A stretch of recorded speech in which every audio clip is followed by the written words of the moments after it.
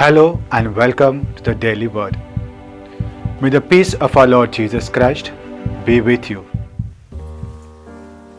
An elderly parish priest was walking in the garden of the church. Suddenly he noticed two young boys looking at the statue of Saint Michael and having a conversation. The younger one told his elder brother, "Hey, look, what a mighty sword! This is the sword which Mummy told, with which this great saint would thrust into the devil's heart." The elder one agreed with his younger brother and said, "Yes, yes. And see how triumphantly he crushes the head of Satan." Wow! Seeing these two boys so excited, parish priest went to them and told them, "Wow, I am so amazed with two of you. You seems to be from good Christian family." He prayed over them and he gave them a small prayer of the angel to pray after the Eucharist. Today we celebrate the feast of three archangels, Saint Michael, the Gabriel and Raphael. They are the mighty heroes of the king army of God.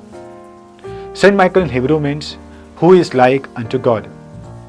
He is the heavenly prince of the angels. He is a strong warrior, dressed in armor and always shown crushing the head of Satan. He is a patron saint of the Holy Eucharist. He appears in the book of Daniel, the Jude and the book of Revelation. He fights against the devil and his forces. Then we have Saint Gabriel.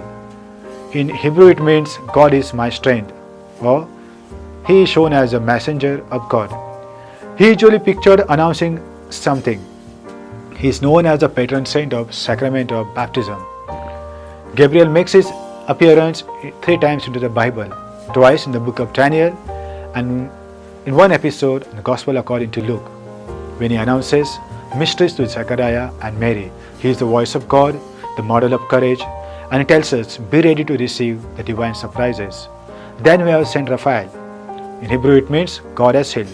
He is a wonderful helper, a fellow traveler.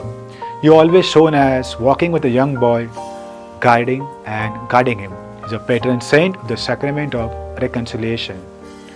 He makes his entry into the book of Tobit, where he is seen walking with Tobit's son, Tobias, his companion. He tells us to trust God at all times, especially in our hardships. God is faithful to us and he inspires us to trust God no matter what comes in our way.